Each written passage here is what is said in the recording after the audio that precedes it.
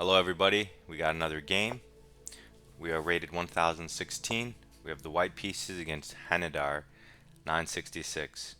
We open up with c4.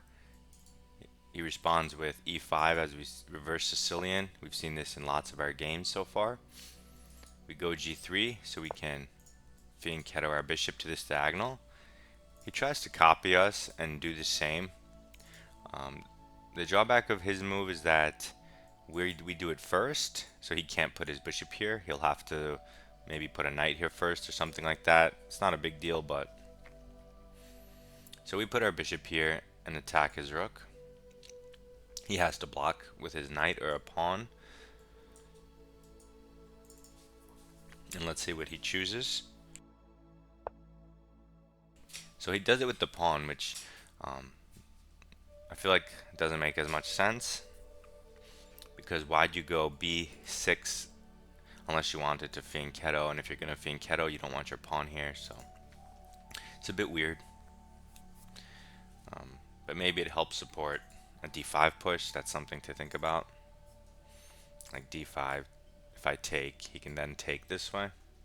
So I'm going to develop my knight and control the d5 square one more time, and we're going to develop this knight here either way. And now we have just two minor pieces left. He doesn't go for any type of d-pawn movement. He brings his bishop to c5, developing a minor piece, preparing castling, putting some pressure on my king side. Drawback of this move, I mean, it does undefend d7, but that's irrelevant right now. Maybe it's susceptible in the future to some type of pawn storm because it has no retreat diagonal this way. It also can walk into a potential knight e4, so he should develop the knights first probably, but that's okay. So what do I want to do? I'm gonna go and just develop my second knight. Attack comes with a threat, and I prepare castling.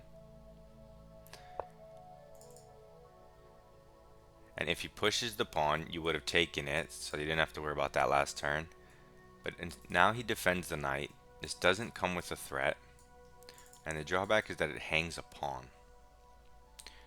And if he tries to, I mean, he can't even do anything. He just loses the pawn. So I'm just going to take the pawn because it's a central pawn. It's an important pawn.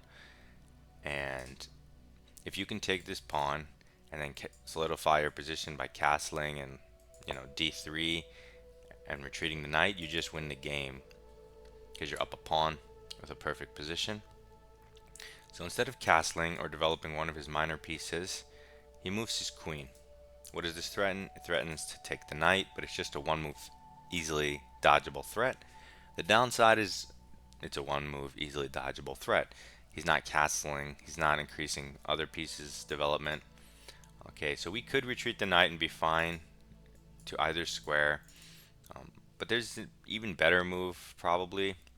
I'm thinking d4 comes with tempo on the bishop and protects the knight and develops our dark square bishop, so it does three things at once. So it looks like a strong move to me.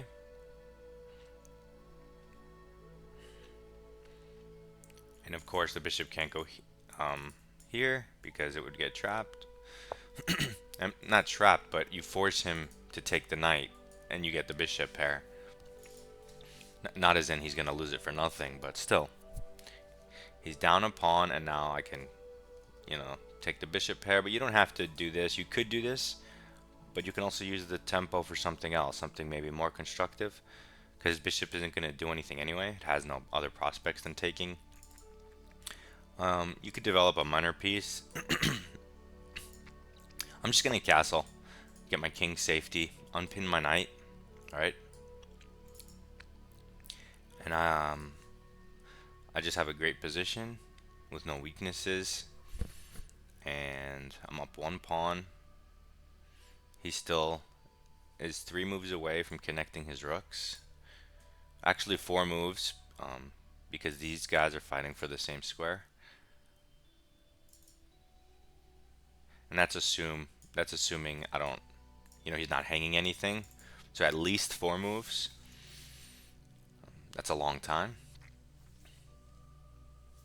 I have this beautiful knight in the center, this beautiful bishop. So he does develop a minor piece. It goes to c6, but it's staring into its own pawn. And if you ever want to open it up by pushing the pawn, you hang the bishop. So I think castling was probably the smarter move. It's just like the obvious move you know you want to make. But it's hard for white here. He doesn't really have many options. So what do? We could go for the bishop pair. We could move our knight. We could develop our last piece. I'm going to develop our last piece, our last minor piece, to g4. Comes with a pin on this knight. So now we have ideas of knight e4, and he can't take us because he's pinned. And he just castles now, which normally is fine, but I did kind of have this idea of knight e4, and there's no way for him to dodge the double pawns. For example, whatever he does next, you can just take here and he gets the double pawns, and that ruins his king side now that he just castled there. There are other moves, a6, e4, but I want to transfer my knight over to his king side, I mean the center slash king side. Now his bishop stares at nothing. So now when I kick it, it's at risk of getting trapped in the future in a particular lines. Also, it's just doing nothing, so I'm going to leave it here while I maybe try to attack his king side. We'll see what he does. But yeah, like I said, now my threat is to take this knight with one of my minor pieces. Maybe he can play, can he play like d6? There we go. The thing is, I can still take, no I can't actually. I can take with the bishop if he take, because it hits the queen, and if he takes with the pawn, then my knight's hit, and if I move my knight back, they're both double hitting f6. And even if he pushes the pawn to hit both my knights, I can move one of them to f6 or h6 even. h6 check, if king up, well then I could transfer my other knight. That's all a bit dodgy, but I might do it. It looks kind of fun. If I take with the knight, he takes with the pawn, and now 2 of my pieces are hit. That's the problem there. I hit the rook, he takes this. That's not going to be good for me. So I'm just going to take the knight. He can't take with the queen. He can't take my knight because his queen's hanging. He has to take with the g-pawn. I wish my queen was open. Like, I wish I could throw my e-pawn off the board, because then it would be so easy.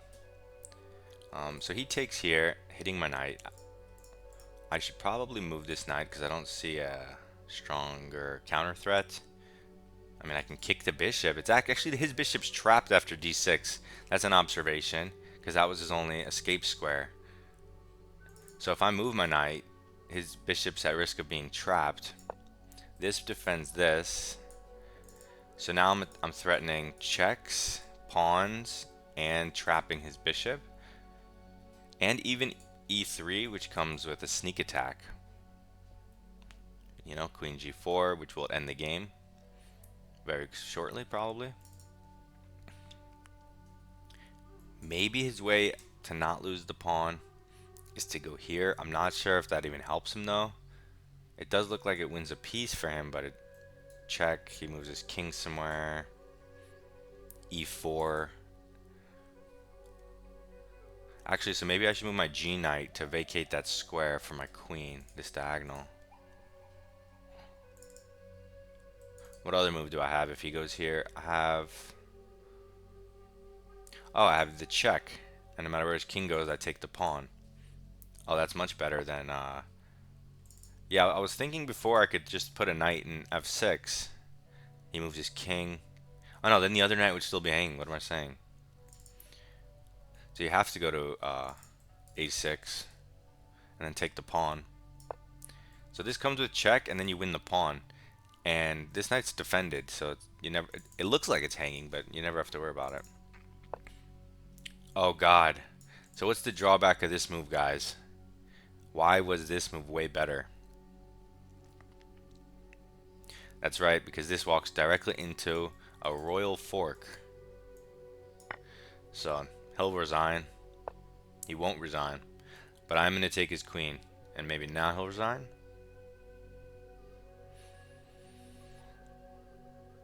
I have checkmate in 1, 2. I've checkmate in 4. So that's nice. Also his bishop's trapped, which is kind of funny. So where's the checkmate in 4 I'm looking at? I'm looking at 1, 2, 3, 4. Right? So he makes a move which sneak attacks my knight backwards and this knight forwards. That's extremely clever. It's a double attack. But part of my 4-move checkmate plan was getting my knight here anyway. So I could do that, but then he'll take my knight. And then if I continue with my checkmate plan, he'll take this knight. So how else can I continue my checkmate plan? I think if I just go e3 and he takes this knight, I can bring this out. He's still going to stop my checkmate plan. That's annoying. So how else can I do this? I'm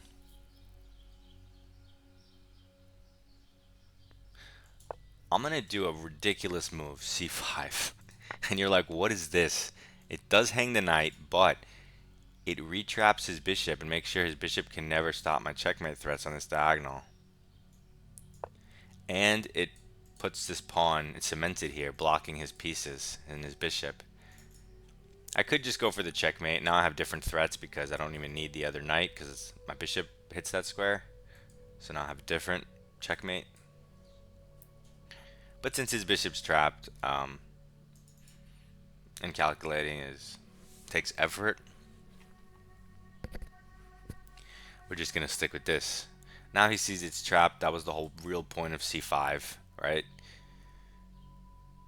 I was making sure he couldn't take this. He had to take this. And now his bishop's trapped. If he didn't take my knight, he could have maybe taken my pawn.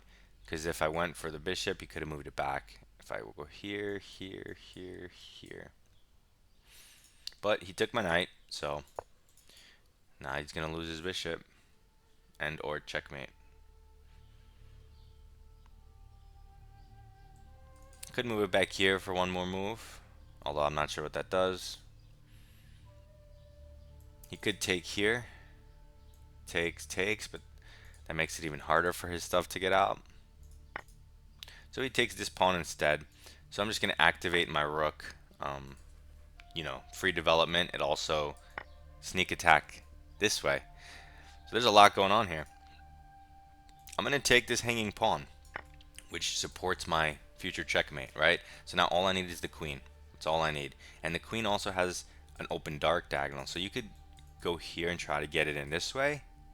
Or you could get rid of or push this pawn, probably get rid of, and then bring it in on the dark squares. Either way. So he develops his rook. What's the threat? Well, he's threatening to win my knight. The drawback, not really a drawback, his position is just lost. So, should we defend the knight? I don't really want to defend the knight. And also, I'm gonna do what I wanted to do and take this pawn and get my queen ready to infiltrate. And the knight's defended by tactics. So I'm gonna take here, and I want you guys to tell me what's the move if he takes the knight. If black takes the knight, what's white's move here? Try to find it before I do it. And now this diagonal's open. That would have actually be almost a checkmate if he didn't take the knight, because the knight covers this.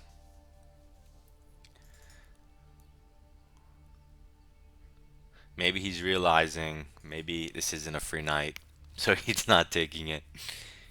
Smart guy. So if he takes the knight, I'm gonna go queen d8 check and pick off the rook. One of the downsides of not having your rooks connected is precisely this. I also have ideas if I needed them of g4, rook h3. You can see how that would be devastating. And it only takes 2 moves to prepare, to set up, or to get to that point. 1 move to prepare, really. So now he develops his knight, connecting the rooks. He didn't fall for my trap. The threat, he's threatening to take my pawn as well as my knight because I no longer have that tactic. The downside is, remember what I said, if he doesn't take the knight covers this square, so queen d4 is basically a checkmate, except he can throw f6 at us, which is kind of funny and cute. So we're going to do that, and this would be checkmate, but he's forced to play f6, in which case we take it, and then it's checkmate.